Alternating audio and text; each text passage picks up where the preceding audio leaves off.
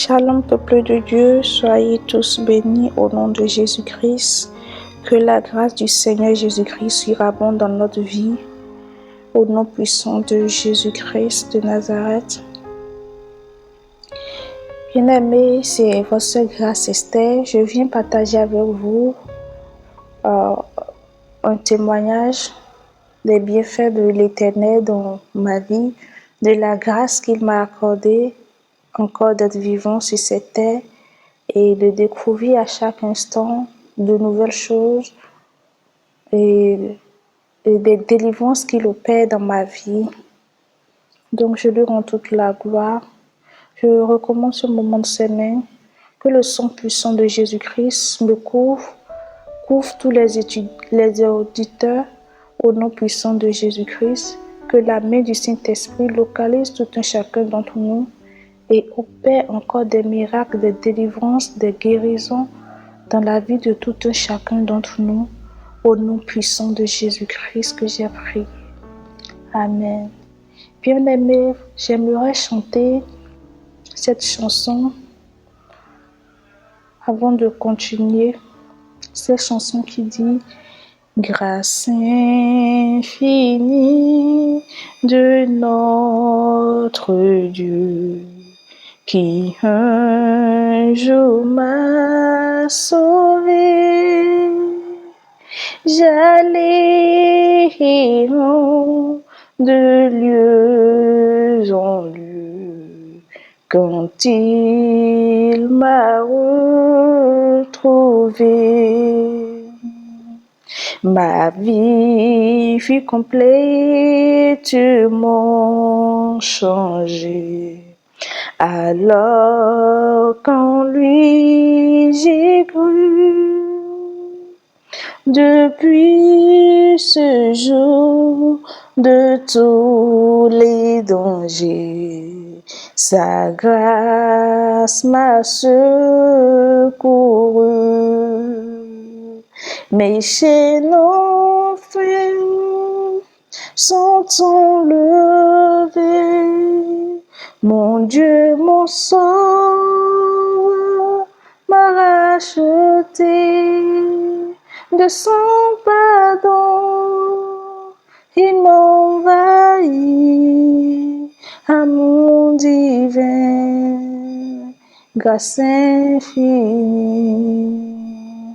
amour divin, grâce infinie. Père éternel, je te loue, je te rends toute la gloire. Merci Seigneur pour ta grâce, merci pour ta bonté, merci pour tes bienfaits dans ma vie. Que gloire et honneur te soient rendus. Sans plus tarder, je vais rendre mon témoignage. Bien-aimé, j'avais fait un songe, donc ce songe, il y a de cela 8 ans ou 8 ans, 9 ans en arrière. Dans ce songe, en ce moment, je ne connaissais pas le Seigneur Jésus-Christ. Je n'avais pas donné ma vie à Jésus-Christ. J'étais une païenne encore. Et je fais un rêve. Donc, je dirais plutôt un songe. Dans ce songe, rien n'avait changé dans notre maison comme cela était habituellement. Dans ce songe, je me suis levée de ma chambre et je suis venue au salon. Je suis venue au salon, je voyais que mes parents pleuraient. Ils pleuraient, ils s'inquiétaient, ils pleuraient et ils consultaient le phare, ce qu'on appelle la géomancie divinatoire en fait. Et je les regardais, pleurer, sont en train de consulter et tout, comment cela s'est passé, comment ça s'est fait. Moi j'étais là, je les regardais et ils disaient que j'étais morte. Dans le temps, bon, avant que je ne connaisse le Seigneur, mon prénom c'était Aïcha. Donc, il disait que j'étais décédée et tout. Et j'ai vu que mon papa pleurait.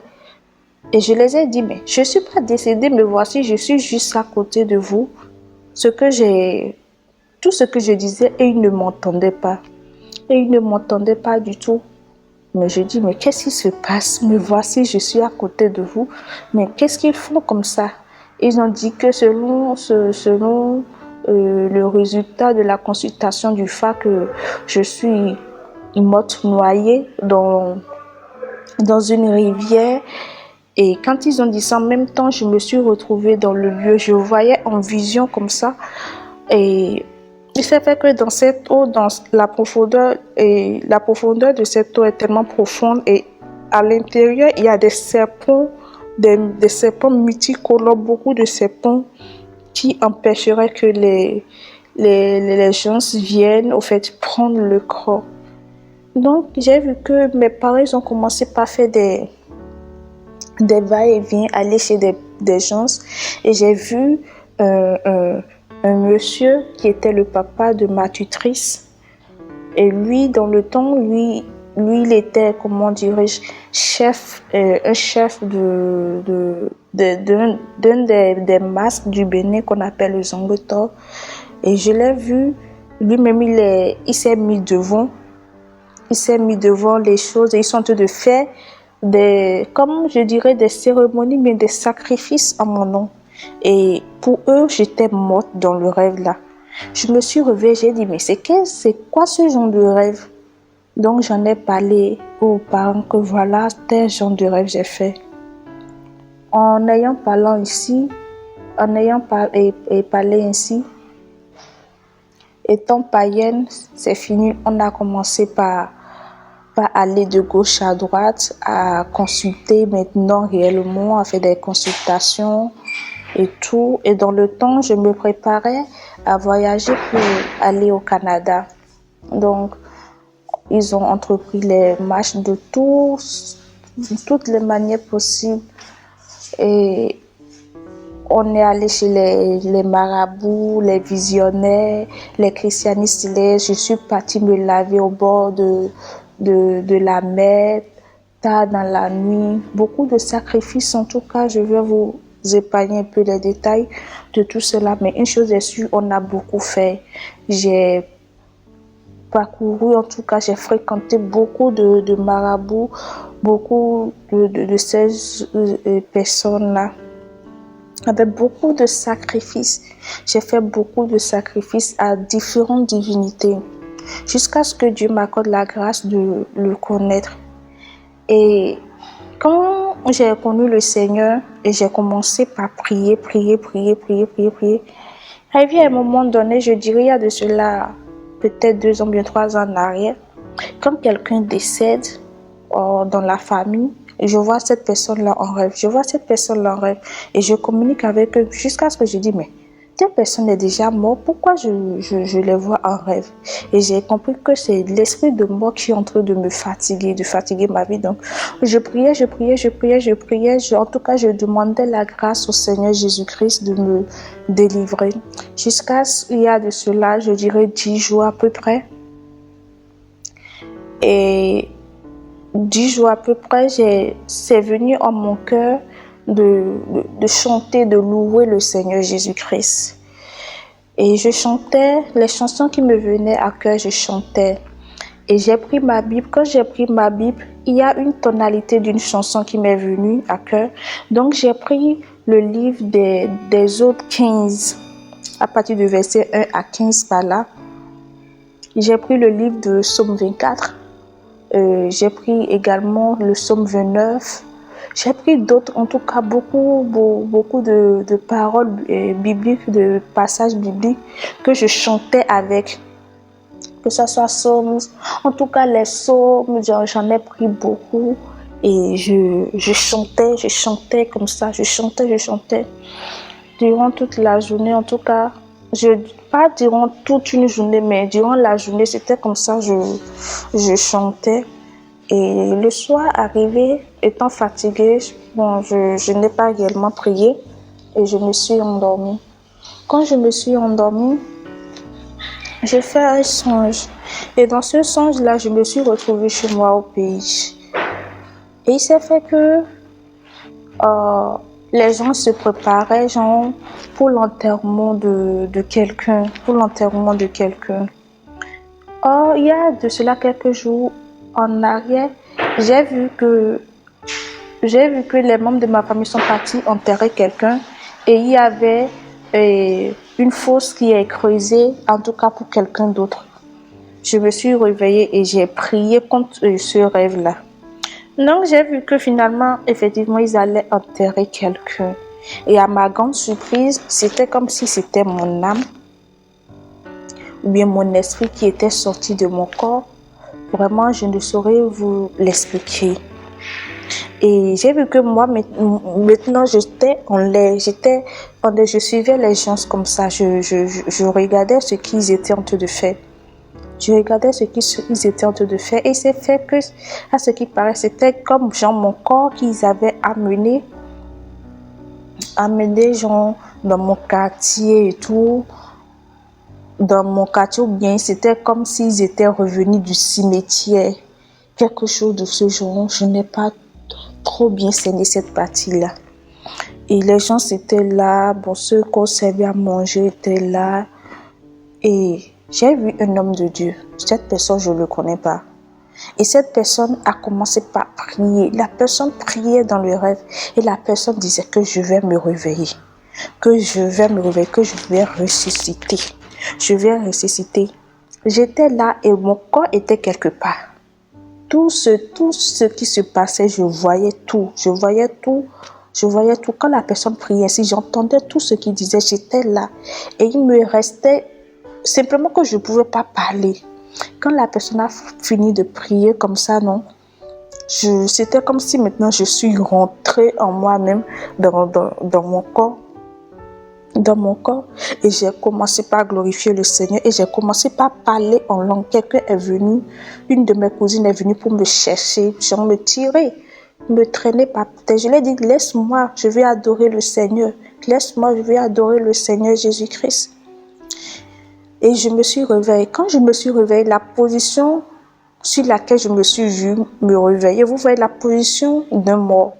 Genre couché tout droit comme ça, les mains posées au niveau du ventre. C'était de cette manière. Je me suis réveillée tout droit, en fait, comme un corps.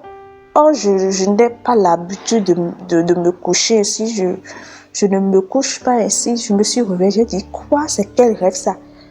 J'ai pris le passage de livre d'Ésaïe 7 qui dit, ainsi parle le Seigneur l'Éternel, cela n'aura pas, le cela n'arrivera pas. C'est quoi ce genre de rêve qui est bizarre là? C'est quoi ce rêve satanique? En tout cas, c'était comme ça que je prenais le rêve là. Je n'ai pas trop compris le rêve là. J'ai dit, mais c'est quoi ce rêve bizarre là?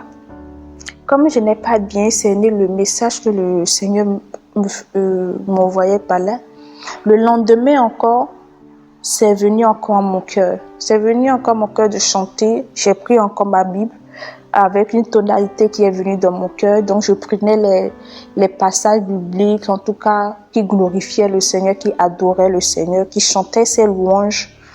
J'en ai fait. Et dans la nuit, encore, je fais un songe. Dans ce songe-là, excusez-moi s'il vous plaît. Dans ce songe-là, je me suis encore retrouvée au pays, chez moi au pays. Et j'ai rencontré un de mes gens qui était décédé dernièrement. Quand je l'ai vu, je voulais avoir peur de lui. J'ai dit non, pourquoi je vais avoir peur de lui? Il ne peut rien me faire. J'ai parlé ainsi, je ne l'ai pas calculé. Et maintenant, quand lui m'a vu, il voulait s'approcher de moi, mais quelque chose, c'était comme si, en tout cas, comme s'il voyait quelque chose et ça l'empêchait de s'approcher de moi. Il était resté là, il était resté loin et il me parlait. Donc moi, je l'écoutais d'une oreille quand même. Et j'ai vu que j'ai pris mon chemin. Quand j'ai pris mon chemin, je suis arrivée à un lieu et j'ai rencontré des gens. C'était comme dans un village. Et un des enfants me demanda de l'argent. Je lui ai dit que je n'ai pas de l'argent, que ce que j'ai, c'est pour payer mon péage, au fait, pour traverser un lieu avant d'aller. Et je me suis rappelé, j'ai 2 pièces dans mon sac à thon. Et je me disais, je ne sais pas, peut-être que c'est un ange ou bien le Seigneur Jésus-Christ. Attends, je vais lui donner. Donc, je lui ai donné la moitié de l'argent que j'avais. C'était 100 francs que j'avais. Et maintenant, le lieu de péage, c'était un lieu des vaudous, au fait. Des vaudous. Et à plusieurs reprises, dans ce rêve-là, je me suis déjà rappelé que j'ai déjà pris ce lieu au moins 2 fois successivement. Et il faudrait donner de l'argent avant de passer les 25 francs par là. Et donc, d'abord, j'étais avec une cousine et j'ai commencé par chercher la cousine. J'ai dit, mais elle est où? On m'a dit qu'elle est déjà passée. Elle est déjà passée. Donc, j'ai dit, faudrait que je fasse vite. Donc, les 50 francs que l'enfant là m'avait donné en retour, c'était 2 pièces de 25 francs. Et j'ai lancé une première pièce devant les vaudous là en question. Et c'est fait que je n'ai pas bien lancé. J'ai dit, Et dans ça encore, il fallait que je dise des paroles, je prononce des paroles. Et j'ai vu que ces paroles-là, moi, je ne les connaissais pas. Et j'ai vu mon tuteur avec d'autres personnes qui me disaient les paroles que je devais dire. Donc, je répétais ces paroles en question. Maintenant, je devais encore aller vers d'autres vaudous également pour donner l'argent. Et genre, c'est comme un point de payage, c'est à eux de me laisser passer tant que je ne fais pas ce genre de cérémonie. Et arrivé à ce niveau, je lance encore la dernière pièce et c'est monté sur une terrasse et à ma grande surprise, c'est redescendu par terre. Ils m'ont dit que j'ai mal lancé. Donc j'ai dit mais je n'ai pas d'autres pièces, mais je dois quitter ici, je dois vite faire partie. Ils m'ont dit de venir chercher. C'était une ruse de leur part. Donc, quand je me suis approchée pour prendre l'argent, ils se sont saisis de moi. C'est comme s'ils étaient devenus comme des êtres humains. Et ils se sont saisis de moi et ils voulaient me tuer, au fait, m'égorger. Et automatiquement, quand ils voulaient poser l'acte là, il s'est fait que dans le ciel, quelqu'un s'est levé. Dans mon esprit, je voyais ça. Quelqu'un s'est levé de son trône et la personne a parlé. Quand la personne a parlé, voilà ce que ces vaudous qui se sont transformés en des êtres humains disaient, que celui qui est au-dessus de nous tous nous interdit de te toucher. Nous interdit de te toucher. Et ils m'ont laissé. Et j'ai vu que dans le village, les gens du village ont commencé par donner gloire à Dieu et des gens ont commencé par se convertir à Jésus-Christ. Et je disais, oui, allons-y, nous allons adorer le Seigneur Jésus-Christ. Et je me suis réveillée. J'étais là, j'ai commencé par réfléchir. Après, quand j'ai réfléchi, j'ai analysé, j'ai dit, vraiment, ce rêve-là, c'est une grâce que l'Éternel m'a accordée. Parce que spirituellement, mon âme, c'est comme si je suis enfermée, je suis dans une prison où l'esprit de mort influence beaucoup ma vie. Donc, vraiment, je viens partager, c'est une grâce, c'est une merveille. C'est vraiment une grâce que le Seigneur m'a accordée. Donc, je ne peux que lui dire merci et que vraiment, par votre bien également, que vous bénissez aussi le Seigneur Jésus-Christ pour ma vie, pour la grâce qu'il m'a accordée. Donc, bien-aimés, c'est ce que j'aimerais partager avec vous. Que Dieu nous bénisse et considérons les rêves et sondons également les esprits si cela vient du Seigneur Jésus-Christ ou pas. Parce qu'en ces temps, vraiment, le diable multiplie ses attaques. Que Dieu nous délivre, qu'il opère encore des délivrances dans nos vies, que nous soyons réellement dépouillés pour son avènement. Que la grâce du Seigneur soit sur tout un chacun d'entre nous, au nom puissant de Jésus-Christ. Shalom, shalom.